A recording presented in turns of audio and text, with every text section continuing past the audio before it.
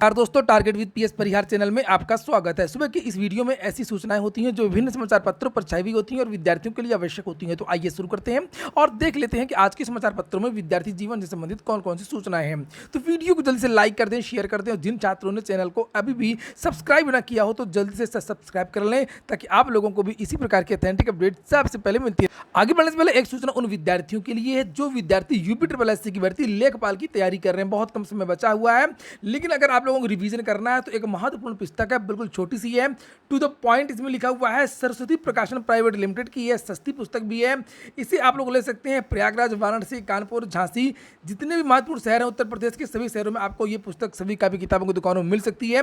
अगर ऑनलाइन मंगवाना चाहते हैं तो उसकी लिंक मैंने डिस्क्रिप्शन बॉक्स में दे दी है, आप लोग फोन नंबर्स पर कॉन्टैक्ट कर सकते हैं, इसे मंगवा सकते हैं। इस पुस्तक की खासियत ये है कि इस पुस्तक में त्रुटियां बिल्कुल भी नहीं है। जिस तरीके के प्रश्न यूपी ट्रिपल एससी की परीक्षा में पूछे जाते हैं, जिस तरीके के प्रश्न लेखपाल भर्ती के बारे में पूछे जाते हैं, उसी के हिसाब से ये पूरा का पूरा जो सिलेबस है वो तैयार किया गया। 5 खंडों में लेखपाल भर्ती की पुस्तकें आती हैं सरस्वती प्रकाशन की। एक तो सॉल्ट पेपर भी मिलता है और यहाँ पर संपूर्ण गाइड भी मिलती है। ग्राम समाज की अलग से पुस्तकें आती हैं और प्रैक्टिस सेट भी आता है। ये सभी पुस्तकें 5 खंडों में, इसे आप लोग ले सकते हैं और अधिक जानकारी के लिए लिंक मैंने डिस्क्रिप्शन बॉक्स में दे दी। चलिए शुरू करते हैं आज की सूचनाओं को। सबसे पहले शुरुआत होगी उत्तर प्रदेश अधीनस्थ सेवा चयन आयोग से, इसलिए होगी कि ये छात्र पिछले 6 साल से परेशान है। 2016 की भर्ती है और ये विद्यार्थी इको गार्डन में धरना प्रदर्शन दे रहे हैं और यूपी ट्रिपल एससी में इन्होंने कम से कम 25 बार धरना प्रदर्शन किया है। ना ही शासन सुनता है और ना ही यूपी ट्रिपल एससी के चेयरमैन और अधिकारी सुनते हैं। अब इन छात्रों ने आमरण अनशन शुरू कर दिया, जिसे आप लोग यहाँ पर देख सकते हैं।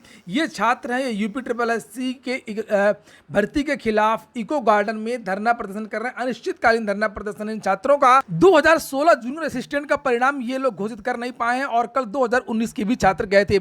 2019 के छात्रों से कल ये कहा गया था कि अभी आपका परिणाम आने में कम से कम 3 से 4 महीने का समय लगेगा, थोड़ा सा आप लोग वेट करें। अगली सूचना, 86,000 सरकारी नौकरियों की तैयारी योगी सरकार।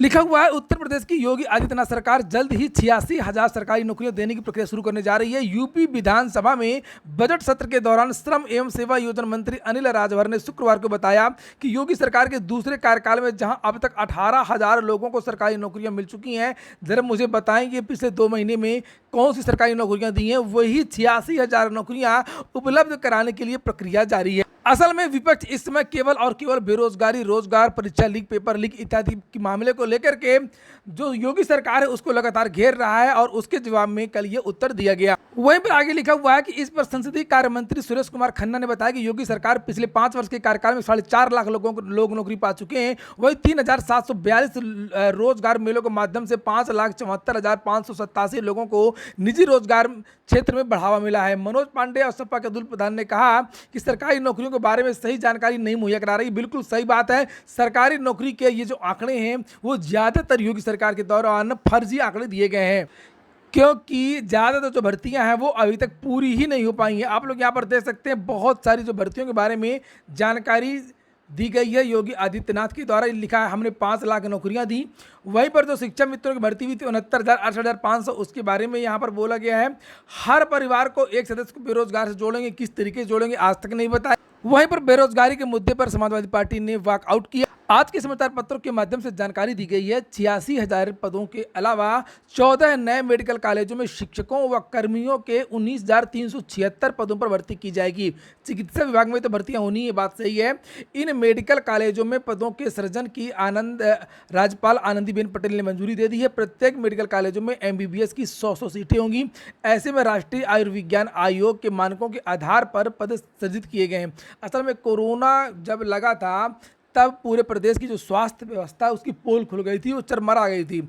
इसीलिए सोचा गया था कि स्वास्थ्य विभाग में सबसे ज़्यादा जो पदों पर भर्ती करनी है, जो संसाधन है वो पूरे करने हैं, ताकि इस तरीके की अगर कोई आपदा आती है तो उससे निपटा जा सके। अगली सूचना, यूपीपीएससी ने जारी कर दिया है प्राप्तांक और कट ऑफ अंक। अगर आप लोगों ने चैनल को सब्सक्राइब ना किया हो तो चैनल को सब्सक्राइब अवश्य कर लें और जिन लोगों ने अभी लाइक ना किया हो तो वीडियो को लाइक भी कर दिया करें। विद्यार्थी लोक सेवा आयोग की जो ऑफिशियल वेबसाइट है uppsc.up.nic.in, वहां पर जाकर के ये चेक कर सकते हैं और 28 मई से लेकर के 4 जून तक अपना प्राप्तांक और कट ऑफ इत्यादि देख सकते हैं। लिखा प्राविधिक शिक्षा विभाग के तहत प्रवक्ता, केमिकल इंजीनियरिंग कर्मशाला अधीक्षक, शाला प्रशिक्षक, फाउंड्री और बहुत सारे भर्तियों के नाम यहाँ पर लिखे हुए हैं कि 28 मई से लेकर के 4 जून तक ये विद्यार्थी अपनी रोल नंबर और डेट ऑफ बर्थ के आधार पर कट ऑफ इत्यादि जो है वो देख सकते हैं। वहीं पर लिखा है ऑनलाइन सत्यापन तिथि 30 तक। बड़ी बात हो रही है टीजीटी और पीजीटी की। माध्यमिक शिक्षा सेवा चयन बोर्ड ने अशासकीय सहायता प्राप्त माध्यमिक विद्यालयों में स्वीकृत एवं रिक्त पदों के औचित्य को देखते हुए अधियाचित पदों के ऑनलाइन सत्यापन के लिए 25 मई तक पोर्टल खोला था। चयन बोर्ड के सचिव का कहना है कि विभिन्न जनपदों के जिला विद्यालय निरीक्षकों के अनुरोध पर ऑनलाइन अधियाचित पदों के सापेक्ष ये, इसके बारे में मैंने कल ही आपको जानकारी दी थी कि जो पोर्टल खोला गया था वेरिफिकेशन करने के लिए, उसकी जो अवधि है वो और बढ़ा दी गई है। 25 की जगह अब 30 तारीख तक जो पोर्टल खुला रहेगा। Combined higher secondary level examination 2020 skill test 1 जुलाई को होगा। एसएससी की ऑफिशियल वेबसाइट पर इसके बारे में एक नोटिस जारी कर दी गई है। एसएससी कुछ और भी सूचना है, जैसे लिखा हुआ है कि एसएससी की परीक्षा में पकड़ा गया साल भर। कर्मचारी चयन आयोग की कंबाइंड हायर सेकेंडरी लेवल परीक्षा के दौरान साल भर पकड़ा गया है, उसे पुलिस सौंप करके धूमरगंज थाने में मुकदमा दर्ज कराया गया है। लोक सेवा आयोग के बारे में भी है कि परिणाम तो जारी हो गया, लेकिन अभी तक तैनाती नहीं की गई है। स्टाफ नर्स की जो भर्ती आई थी, उत्तर प्रदेश लोक सेवा आयोग से चयनित 3000 से अधिक स्टाफ नर्स को 3 महीने बाद भी तैनाती नहीं मिल रही है।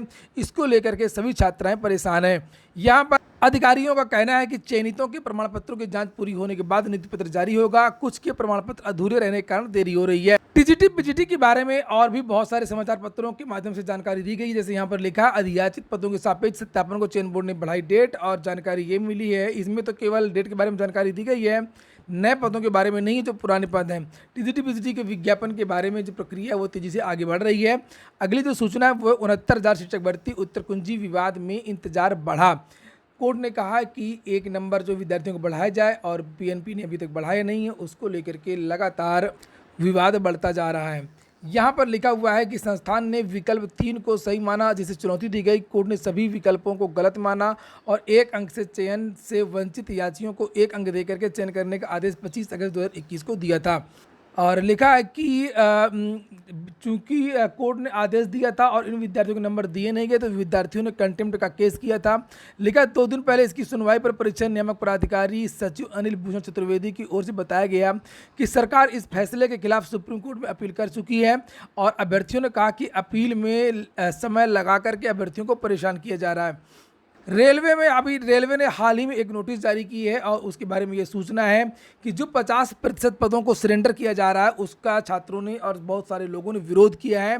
यहाँ पर लिखा है रेलवे बोर्ड की ओर से रिक्त पदों का 50% पद सरेंडर करने का आदेश का कर्मचारियों ने भी विरोध किया है। बोर्ड ने 31 मई तक आदेश वापस नहीं होने पर आंदोलन की चेतावनी दी है। ऑल इंडिया मेंस फेडरेशन के तत्वाधान में एनई रेलवे मजदूर यूनियन लखनऊ इकाई की ओर से शुक्रवार को विरोध प्रदर्शन हुआ। चूंकि रेलवे ने भी हाल ही में एक नोटिस जारी की थी, जिसमें यह कहा गया था कि नॉन सेफ्टी कैटेगरी के 50% जो पद हैं वो समाप्त कर दिए जाएं। रेलवे की एक और सूचना है कि 2 जून को जारी होगी परीक्षा केंद्र वाले जिले की जानकारी। रेलवे भर्ती बोर्ड के नॉन टेक्निकल पॉपुलर कैटेगरी के लेवल 2, 3, 5 की परीक्षा 12 जून को होगी। 2 जून को परीक्षा केंद्र वाले जिले की जानकारी वेबसाइट पर अपलोड कर दी जाएगी, वेबसाइट जिसमें परीक्षार्थी रोल नंबर के माध्यम से देख सकेंगे। एक्सरे टेक्नीशियन के पदों को भरने की मांग की गई है, यहाँ पर आप लोग देख सकते हैं। लिखा है कि सरकारी अस्पतालों में एक्सरे टेक्नीशियन के करीब 400 पद खाली हैं, और इन पदों को भरने की जहमत अधिकारी नहीं उठा रहे हैं। अगली सूचना खुशखबरी है ऐसे अभ्यर्थियों की जो विद्यार्थी सेना भर्ती की तैयारी कर रहे थे सालों से, लेकिन इनकी भर्ती नहीं आ रही थी।